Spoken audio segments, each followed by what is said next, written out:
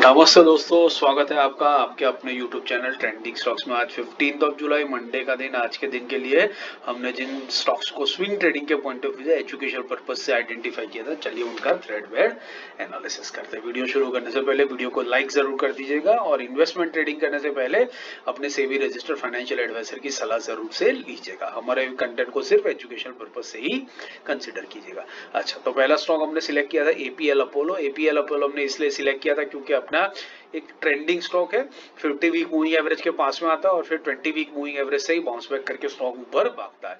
तो ये स्टॉक अभी अपने फिलहाल 50 वीक मूविंग एवरेज के आसपास में ही था और वापस उसी लेवल के आसपास आ रहा था, इसलिए हमने वहीं पर उसको पिक करने की कोशिश की थी। तो बेसिकली आप देख सकते हैं आज के दिन में ही ये स्टॉक अपनी 50 वीक मूविंग एवरेज को टच करके आया है। तो डेली टाइम फ्रेम पे देखते हैं कि हमारा एंट्री कहाँ था। हमारा एंट्री 15 से लेकर 15:30 के बीच में था और स्टॉक ने आज लो लगाया कितना, 15:10 का।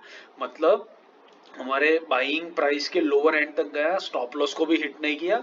तो 15:15 के आसपास अगर आपने एंट्री करी होती तो वहां से ऑलरेडी 35 रुपीज क्लोजिंग बेसिस पर, और अगर इंट्राडे की बात करें तो 64, मतलब आप समझ लीजिए कितना हुआ ये, 50 रुपीज।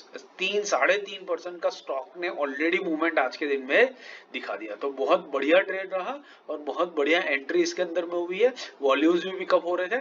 अब इवेंचुअली आप इसको वॉच लिस्ट पर लगा करके देखते रहिए, ऑब्जर्व करते रहिए। जैसे ये स्टॉक ऊपर निकलेगा कल के दिन में 1-2% आराम से निकाल लेगा और आपका 5% का टारगेट स्विंग ट्रेडिंग का बहुत क्विकली ये स्टॉक आपको कंप्लीट करके दे देगा। दूसरा स्टॉक जो हमने सिलेक्ट किया था वो था एबी कैपिटल। एबी कैपिटल हमने इस रीजन से लिया था कि एक ट्रेंडिंग स्टॉक है और फिलहाल अपने 20 वीक मूविंग एवरेज के पास में आने की कोशिश कर रहा था, इसलिए हमने सिलेक्ट किया था। आज थोड़ा नीचे आया लेकिन 20 वीक मूविंग एवरेज को इसने टच नहीं किया है।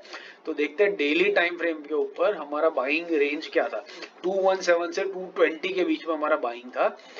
स्टॉक ने आज लो लगाया 221.60 का, मतलब हमारे बाइंग तक स्टॉक आया ही नहीं है और वहीं ऊपर से निकल गया। बट हाँ, अगर ये हमारे बाइंग तक आता तो ये स्टॉक ऑलरेडी 3-3.5% का मूवमेंट आज ही दिखा करके चला गया है। तो बहुत बढ़िया ये ट्रेड रहा। हालांकि हमारे प्राइस पर नहीं आया but then still it was a good trade.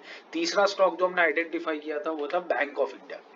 Bank of India हमने क्यों सिलेक्ट किया था, ये देखिए, ये भी एक ट्रेंडिंग स्टॉक है और पिछले कुछ हफ्तों से ये स्टॉक अपने 50 week moving average black line के पास में होवर कर रहा था, इसलिए हमने इसमें बाइंग करने की कोशिश करी थी। आज के दिन में देखते हैं डेली टाइम फ्रेम पर हमारा बाइंग था 118 से 120 के बीच में। ये स्टॉक ने लो कितना लगाया है, 119.70 का, मतलब हमारी बाइंग रेंज में जस्ट एंटर हुआ है हायर साइड के ऊपर। बट यस, आपकी एंट्री डेफिनेटली इसके अंदर में हो गई होगी और अगर आपकी एंट्री हो गई होगी तो ये स्टॉक वहां से ऑलमोस्ट 2.5 या 3% जितना मूवमेंट ऑलरेडी आपको दिखा चुका है।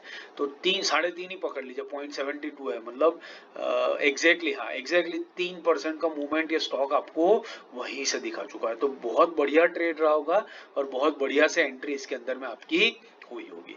तो ये तीनों स्टॉक्स में आपने देखा कि अपने बाइंग रेंज के आसपास में आए। एबी कैपिटल आया नहीं, AP Apollo and bank of India आए और ऑलमोस्ट 3% का रिटर्न हमें एक ही दिन के अंदर में दे करके गए। तो आशा करता हूँ आपको ये वीडियो पसंद आ रहा है और ये स्टॉक सिलेक्शन एनालिसिस आपको समझ में आ रहा है और इसी तरीके से आप इसको स्टडी करते रहेंगे तो आगे खुद का एनालिसिस खुद से कर पाएंगे। इंट्राडे और पोजिशनल ट्रेड के वीडियोस मैंने पिंक कर दिए, उनको भी देखे हमारे और कंटेंट के साथ जुड़े रहे। Thank you and have a great trading day tomorrow.